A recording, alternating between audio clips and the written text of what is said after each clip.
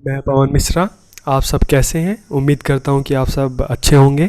और आज के इस वीडियो लेक्चर में हम जिस बिंदु पर बात करने वाले हैं गद्य और पद्य शिक्षण में अंतर की, आज के इस वीडियो लेक्चर में हम जानेंगे कि गद्य और पद्य में क्या अंतर होता है। तो हम शुरू करते हैं।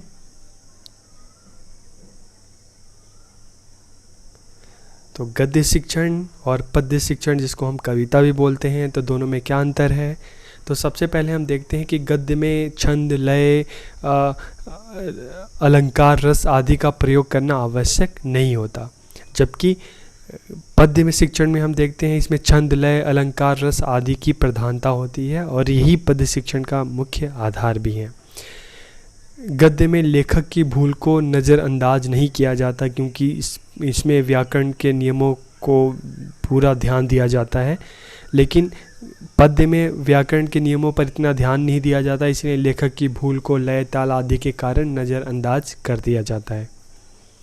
हिंदी गद्य का इतिहास 100 वर्ष पुराना है। मतलब इसका तो जो इतिहास शुरू हुआ वो 1857 के बाद शुरू माना जाता है, और इसमें भारतेंदु हरिश्चंद्र थे, उनकी जो हम कहते हैं कि उन्हीं के समय से गद्य शिक्षण जो था शुरू हुआ।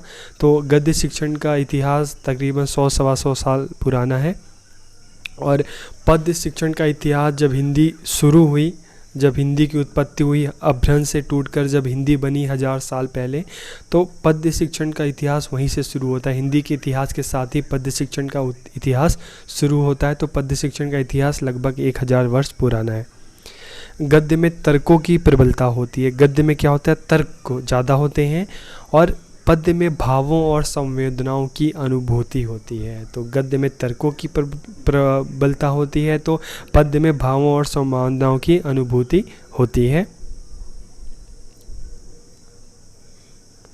गद्य का बुद्धि से संबंध होता है। गद्य का संबंध, अगर हम विचार की बात करते हैं तो फिर बुद्धि आती है। तो गद्य का संबंध विचारों से होता है, बुद्धि से होता है, जबकि पद्य का संबंध हृदय से होता है। कविताओं का संबंध हृदय मतलब भावों से होता है, और गद्य का संबंध विचार मतलब बुद्धि से होता है। मानव जीवन में गद्य का सर्वाधिक प्रयोग होता है। हमारे जीवन में हम देखते हैं गद्य का सर्वाधिक प्रयोग होता है, और मानव जीवन में पद्य का कम महत्व है, इसका प्रयोग कम होता है। क्योंकि आप चलते फिरते हर किसी से, हमारे सामने हम जो पाठ्य पुस्तक देखते हैं तो उसमें हर चीज़ में गद्य का ज़्यादा भूमिका, आप पुस्तक भी देखते हैं तो ज़्यादातर जो गद्य का हिस्सा ज़्यादा होता है। तो अगर हम देखेंगे मानव जीवन में गद्य का सर्वाधिक प्रयोग होता है। चाहे हम कहानी, नाटक, जीवनी, उपन्यास, ये सारी चीज़ें देखते हैं, सभी गद्य का हिस्सा हैं, और इसलिए मानव जीवन में गद्य का सर्वाधिक प्रयोग होता है और पद्य का कम होता है। गद्य के माध्यम से मनुष्य अपने विचारों का आदान प्रदान करता है। विचारों के आदान प्रदान में पद्य की भूमिका कविता की भूमिका ना के बराबर होती है, क्योंकि आप कविताओं के माध्यम से अपने विचारों का आदान प्रदान नहीं करते, आप गद्य के माध्यम से करते हैं। गद्य विचारमय होता है, क्योंकि विचारों से संबंधित होता है, बुद्धि से संबंधित होता है, और पद्य का संबंध हृदय से होता है, तो इसलिए भावमय होता है। गद्य शिक्षण में मौन वाचन पर बल दिया जाता है। गद्य शिक्षण में मौन वाचन पर बल दिया जाता है, जबकि पद्य शिक्षण में मौन वाचन का कोई स्थान नहीं होता। गद्य में विवरणात्मकता अधिक होती है, विवरण ज़्यादा होता है, और पद्य में संकेतात्मकता अधिक पाई जाती है। पद्य सांकेतिक होता है, जिसको समझाना पड़ता है।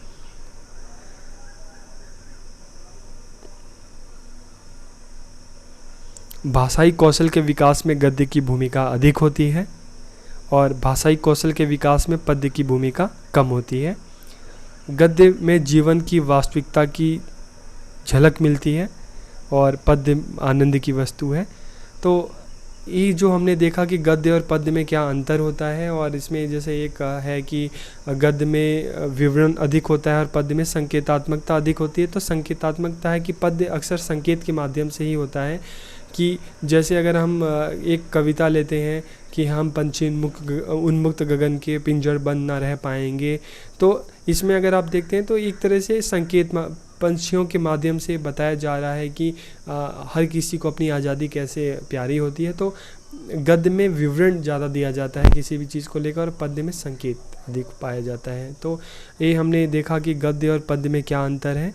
तो आज के इस वीडियो लेक्चर में इतना ही। अगर आपको ये अच्छी लगे तो अपने विचार ज़रूर प्रस्तुत करें। बहुत बहुत धन्यवाद।